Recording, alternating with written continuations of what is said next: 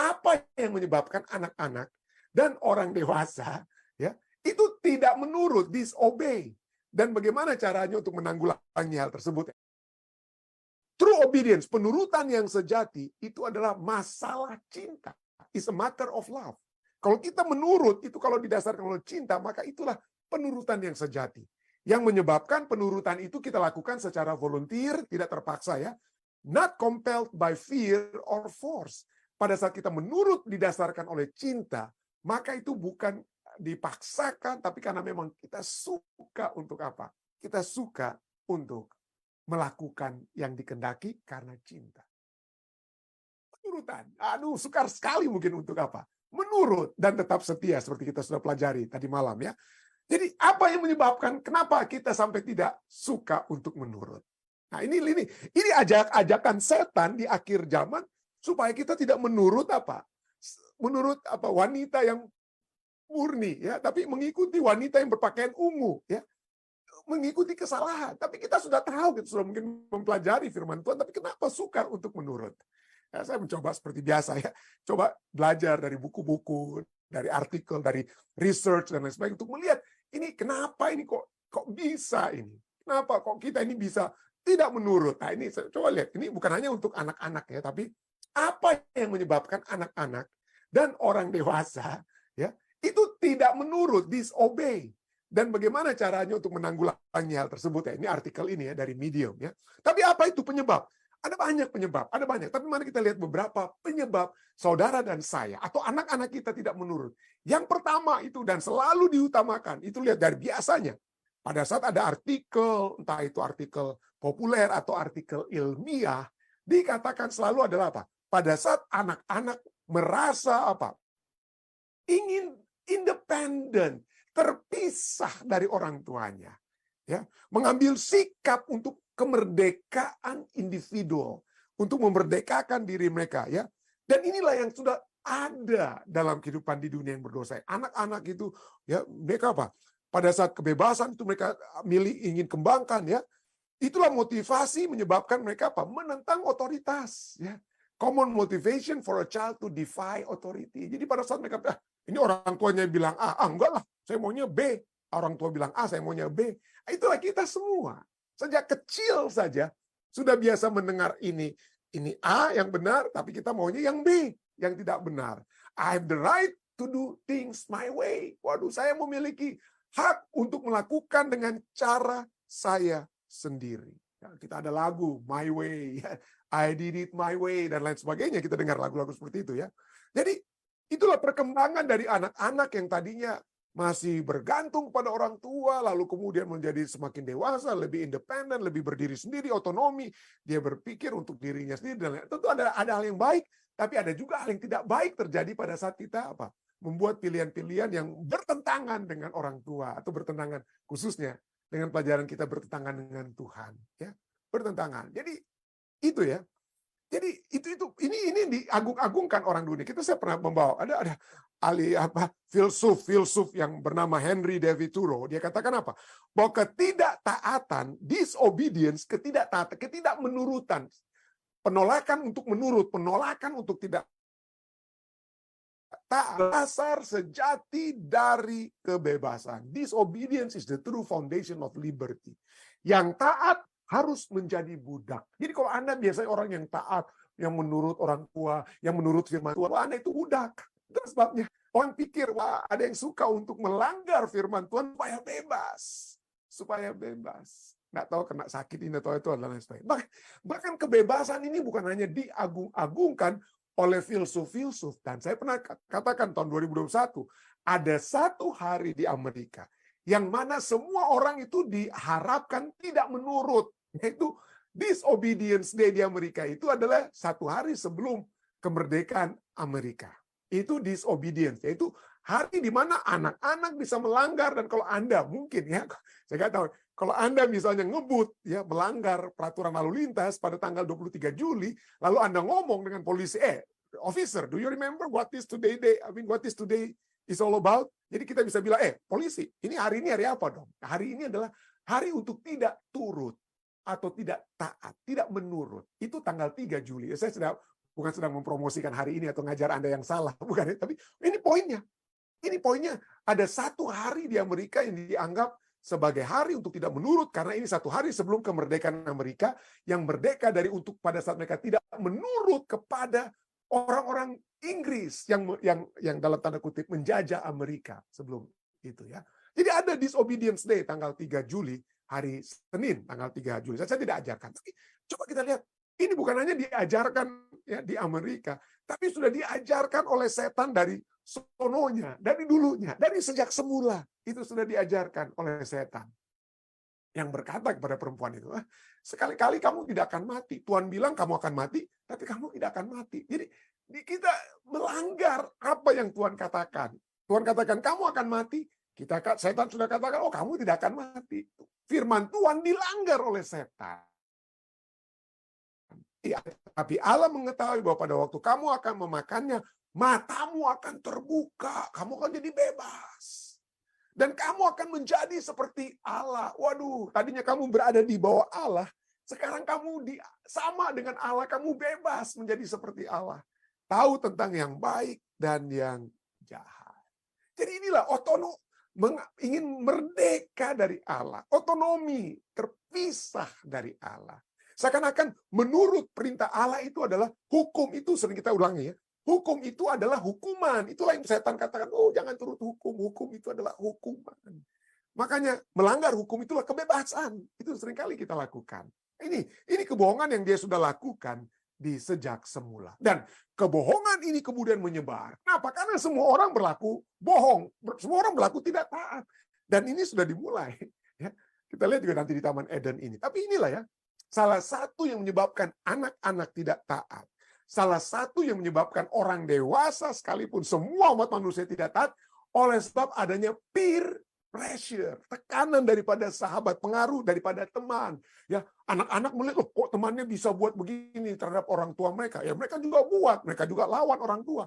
Itu setelah mereka melihat apa yang teman-temannya itu buat kepada orang tua atau kepada orang lain, kepada di sekolah apa yang mereka buat, mereka juga, wow, supaya saya diterima, supaya saya tidak dianggap aneh, supaya saya jangan dianggap orang yang weird, aneh ya. Maka saya ikut ketidaktaatan, saya tidak ikut ketidakpenurutan. Itulah manusia. Ini research demi research mengatakan. Pada saat ada tekanan daripada kebudayaan yang harus kita turuti. Sahabat-sahabat yang akan mengejek kita kalau kita sampai tampil beda. Maka kita menjadi tidak taat. Kita lihat sekarang film-film. Kita melihat semua pekabaran berita tentang hubungan gelap, ya, hidup dalam perkawinan sebelum pernikahan, ya, hidup dalam satu hubungan sebelum menikah dan lain sebagainya. Atlet Hollywood, aktris, aktor Hollywood buat semua itu. Semua orang buat kok, nggak ada salahnya. Ya, manajer ini dan itu, setiap ada seminar dan lain sebagainya, ya berhubungan sementara jadi pasangan, sementara seminar dan lain, itu udah biasa. Aduh, itu kekejian bagi Tuhan ya. Bukan kebiasaan yang seharusnya dilakukan oleh umat-umat yang percaya dan mengasihi. Tapi itulah ya, peer influence. Dan ini sudah terjadi dari Taman Eden. Perempuan itu, Kejadian 36. Perempuan itu melihat bahwa buah pohon itu baik untuk dimakan, sedap kelihatannya, lagi pula itu menarik hati karena memberi pengertian. Lalu dia mengambil buahnya dan dimakannya. Oke. Dan diberikannya juga kepada suaminya yang bersama-sama dengan dia, dan suaminya pun memakannya. Ada peer pressure di sini yang terjadi kepada Adam. Ya. Tuhan tahu bahwa hukum bukanlah hukuman. Hukum atau firman Tuhan diberikan supaya manusia itu bebas. Memiliki kebebasan karena mereka sudah dibebaskan dari perhambaan di Mesir.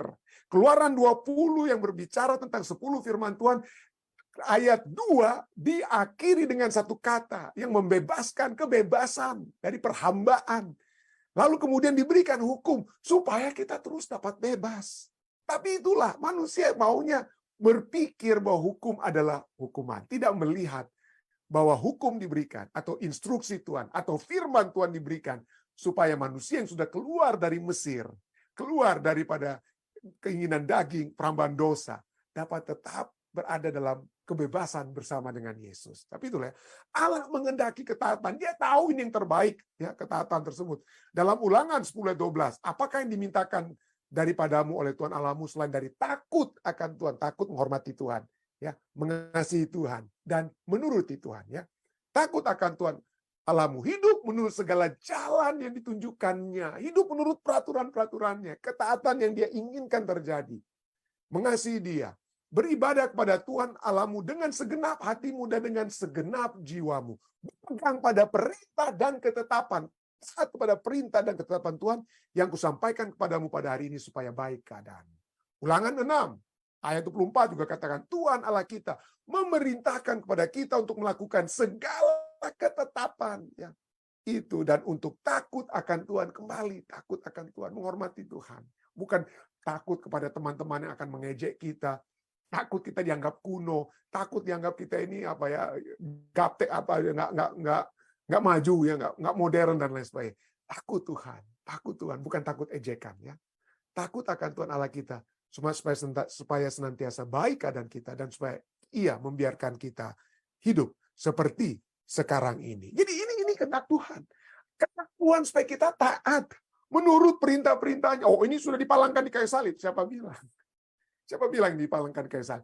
Ini bukan hanya perintah untuk taat, bukan hanya diberikan di perjanjian lama, di perjanjian baru juga. Ya, Kisah 5:29-32. Tetapi kalau kita baca, ya, kita baca 29, ya. Petrus dan rasul-rasul menjawab, katanya, kita harus lebih taat kepada Allah dan daripada kepada manusia. Allah nenek moyang kita telah membangkitkan Yesus yang kamu gantungkan pada kayu salib dan kamu bunuh. Jadi ketaatan itu kalau kita lihat dari ayat ini, Kisah 5:29-30 ini, ketaatan itu adalah dibungkus dari satu pemahaman, kita mengetahui siapa yang memberikan perintah, yaitu siapa? Yesus Kristus yang memberikan perintah Allah, ya. Dan kemudian ketaatan itu tergantung juga kita memberikan prioritas kepada yang memberikan perintah tersebut. Kita prioritas utama kita adalah Tuhan. Itulah sebabnya firman Tuhan katakan, carilah dahulu kerajaan Allah, ya. Carilah dahulu kerajaan Allah. Yohanes 14 ayat 15, kembali, jikalau kamu mengasihi aku, kamu akan menuruti segala perintahku. Jadi kalau kita mengasihi Tuhan, kita akan apa? Menuruti segala perintah-perintah Tuhan. Jadi poinnya adalah kita harus mencari alasan untuk terus mencintai. Bukan cari alasan kenapa saya harus menurut, kalau saya tidak menurut nanti saya sakit, pendeta. Kalau saya tidak menurut nanti gaji saya itu Tuhan akan apa? Potong dan lain sebagainya. Ya, jadi saya harus menurut Tuhan, saya harus ini dan itu. Tidak. Kita bukan menurut karena kita karena kita takut ini dan takut itu. Kita menurut karena Dia yang kita cintai. Kalau Anda mencintai istri Anda, mencintai suami Anda, dan kita memiliki begitu banyak alasan kenapa saya mencintai istri atau suami kita, ya, kita memiliki banyak menghitung berkat-berkat, bukan menghitung masalah-masalah. Kita hitung berkat. Aduh, ini suami saya ini saya cintai, kenapa? Walaupun dia orangnya mungkin begini, nggak benar, tapi kebenaran ada yang lebih baik yang dia itu udah buat. Jadi kita seperti begitulah kurang lebih, ya. Demikian juga dengan hubungan kita dengan Tuhan, ya. Dan Tuhan tidak pernah membuat kesalahan, ya. Dia hanya memberikan yang kebaikan. Dan kalau kita menghitung satu demi satu kebaikan yang sudah diberikan, maka kita memiliki alasan untuk terus mencintai, bukan untuk menuruti. Kenapa? Karena pada saat kita mencintai, maka penurutan itu akan datang dengan sendirinya. Nanti kita akan lihat penurutan itu, ya. Jadi true obedience, penurutan yang sejati itu adalah masalah cinta. It's a matter of love. Kalau kita menurut, itu kalau didasarkan oleh cinta, maka itulah penurutan yang sejati. Yang menyebabkan penurutan itu kita lakukan secara volunteer, tidak terpaksa, ya. Not compelled by fear or force. Pada saat kita menurut didasarkan oleh cinta, maka itu bukan dipaksakan, tapi karena memang kita suka untuk apa? Kita suka untuk melakukan yang dikehendaki karena cinta. Jadi seperti yang Matthew Henry, penulis komentator Alkitab yang terkenal, ya, Matthew Henry, dia katakan apa? Bahwa cinta itu adalah dasar, akar. Dan penurutan itu adalah buah daripada yang keluar secara otomatis dari cinta. Kalau saya mencintai istri saya mencintai suami. Kalau kita mencintai istri kita, Anda mencintai suami Anda dan Dan pada saat kita mencintai, coba apa yang terjadi? Maka hal-hal yang dapat kita lakukan, ya, yang dikehendaki oleh pasangan kita itu secara otomatis itu akan apa? Akan keluar, akan terjadi. Jadi sekali lagi, kita diminta untuk apa? Kita diminta untuk pertama-tama mencintai. Cari alasan untuk terus mencintai, bukan cari alasan untuk menuruti. Dan berikutnya, kita lihat akarnya adalah apa ya? Akarnya adalah kasih. Buah daripada yang keluar dari akar tersebut adalah apa ya? Penurutan. Dan disinilah kita lihat, seperti kita sudah pelajari bahwa ketaatan, kesetiaan itu adalah buah roh. Tapi kita lihat buah roh itu dalam bentuk, kalau kita sudah pelajari ya, lalu bahwa buah roh itu dalam bentuk singular. Buah roh itu sesungguhnya adalah kasih. Dan dari kasih itulah kita mengenal apa? Kelemah lembutan keluar, kesetiaan keluar, dan lain sebagainya. Ya. Jadi pertama, buah roh itu adalah kasih. Kasih yang kita miliki, kita terima dari Tuhan. Ya, yang menguasai hati kita. Dan kita kembali mengasihi Tuhan kita. Mengasihi Allah kita. Maka kasih kepada sesama itu akan terjadi dengan otomatis kalau kita betul-betul mengasihi Tuhan. Jadi jangan bilang, oh saya mengasihi Tuhan, saya mengasihi Tuhan. Tapi apa manifestasi? Apa manifestasi dari mengasihi Tuhan? Buah roh adalah kasih, dan kasih itu menghasilkan apa? Kesabaran, kelemah lembutan, kesetiaan, ya, dan seperti Galatia yang kita sudah pelajari. Dan apalagi? Salah satu hasil daripada kasih tersebut, ya, yang kita terima, kasih karunia Tuhan, yang kita terima dengan iman, salah satu hasil adalah ketaatan. Jadi ketaatan adalah hasil dari iman. Mari kita baca. Roma 16 ayat 25 sampai 27. Roma 16 ayat 25-27 katakan, bagi Dia yang berkuasa menguatkan kamu menurut Injil yang kumasyurkan dan pemberitaan tentang Yesus Kristus sesuai dengan pernyataan rahasia yang didiamkan berabad-abad lamanya. Tetapi yang sekarang telah dinyatakan dan yang menurut perintah Allah yang abadi telah diberitakan oleh kitab para nabi kepada segala bangsa. Untuk apa? Untuk membimbing mereka kepada ketaatan iman. Coba kita lihat di sini. Jadi ada bicara di ayat 26 berbicara tentang menurut perintah Allah yang abadi. Menurut perintah Allah diberitakan untuk memberitakan Injil. Jadi masih ada perintah-perintah yang harus kita lakukan. Yang Allah ingin untuk terjadi. Dan semua itu yang telah diberitakan oleh kitab para nabi, itu membimbing kita kepada apa? Ketaatan iman. Ya. The obedience of faith. Jadi ketaatan itu didasarkan, the obedience of faith bahasa aslinya, bahasa Inggrisnya. The obedience of faith artinya ketaatan kita itu adalah hasil dari iman. Kasih karunia yang kita terima dari Allah, kita terima dengan iman, kita percaya dengan kasih karunia, itu bukan hanya berlaku untuk masa lalu kita, tetapi seperti kita sudah baca, itu tadi memberdayakan kita untuk saat ini. Kenapa? Karena kasih karunia Tuhan yang kita terima dengan iman, menyanggupkan saudara dan saya untuk taat, untuk menurut. Dan kalau itu terjadi, maka bagi Dia, satu-satunya Allah yang penuh hikmat, oleh Yesus Kristus, segala kemuliaan sampai selama-lamanya. Amin. Jadi, kalau kita mau taat, kalau Anda mau taat, apa yang harus kita lakukan? Pertama-tama, kita jangan hanya bilang, oh saya orang beriman.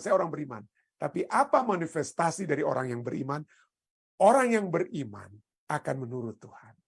Orang yang beriman akan menurut Tuhan. Dan apa hasilnya kalau kita menurut Tuhan?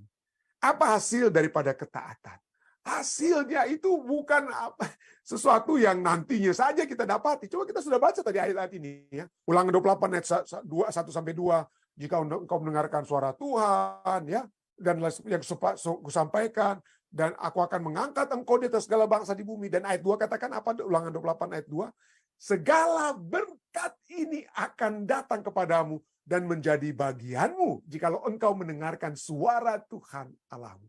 Pada saat saudara dan saya menuruti kehendak Tuhan yang menguduskan kita, kebenaran firman Tuhan yang menguduskan kita, dan kita dari waktu ke waktu di kemauan kita untuk menurut dan kemampuan untuk menurut itu menjadi bagian kita, menjadi karakter kita yang kita sudah oleh sebab kebiasaan yang diulang-ulangi, maka itu hanya membawa berkat.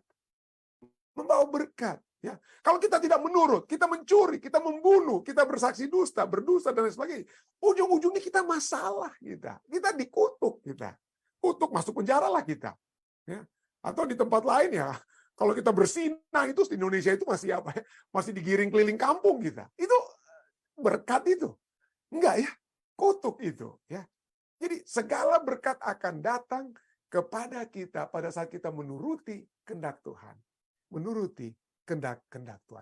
Lukas 11 ayat 28 juga katakan, tetapi ia berkata, yang berbahagia ialah mereka yang mendengarkan firman Allah dan yang memeliharanya. Saudara dan saya, saat ini kita terus-menerus mendengarkan firman Tuhan, dan saya berdoa kiranya kita semua, saudara dan saya, akan terus-menerus memelihara firman Tuhan. Kenapa? Kita akan berbahagia. Kita akan berbahagia. Ya. Dengan kata, itulah sebabnya banyak orang katakan seringkali tadi kita lihat, kalau mau merdeka, kita mau merdeka itu jangan menurut. Tidak. Harga menurut Agustin dikatakan harga penurutan itu kecil. Jadi kita mau menurut firman Tuhan itu tidak ada harganya dibandingkan dengan apa? Kalau kita tidak menurut, biayanya itu mahal. Ya, seperti saya katakan tadi, rumah tangga bisa hancur, ya. Anak-anak dan lain sebagainya hancur semua pada saat kita misalnya melanggar firman Tuhan, ya. Melanggar firman Tuhan seperti membunuh atau berzinah dan lain sebagainya. Itu harganya mahal sekali, saudara. Harganya mahal sekali. Itulah sebabnya dikatakan oleh Agustin katakan apa? Harga untuk menuruti kehendak Tuhan itu kecil, harganya itu kecil sekali. Dibandingkan dengan harga dari ketidakpenurutan kita yang mahal sekali. Bukan hanya kehilangan keluarga, kehilangan istri atau kehilangan suami, tapi kita bisa kehilangan kehidupan kekal kita. Kehilangan surga. Itu yang lebih parah mungkin ya, lebih parah. Itulah sebabnya Yesus berkata dalam Yohanes 14 ayat 23. Jawab Yesus, jika seorang mengasihi aku, kalau kita mengasihi Tuhan kita sering berbicara, saya mengasihi Tuhan, saya memiliki iman pada Tuhan telah memberikan kasih karunia-Nya. Jika kita orang yang beriman, jika kita orang yang mengasihi Allah, maka kita akan menuruti firman-Nya. Kita akan menuruti firman Tuhan. Ia akan menuruti firman-Ku, dan Bapa-Ku akan mengasihi dia, dan kami akan datang kepadanya, dan kami akan diam bersama-sama dengan dia. Bagaimana kita dapat memiliki satu kehidupan yang menang? Ya. Satu kehidupan yang diberkati, dibahagiakan. Itu adalah satu kehidupan pada saat Yesus hidup dan tinggal di dalam hati kita masing-masing. Pada saat apa? Pada saat kita dalam kasih kita menuruti kehendak Bapa kita, bukan kehendak duniawi kita, bukan kehendak diri kita, bukan kehendak masih macam-macam yang kita miliki, tapi menuruti kehendak Tuhan. Kiranya penurutan akan firman Tuhan, ketaatan itu menjadi berkat dan kebahagiaan di dalam nama Yesus. Amin.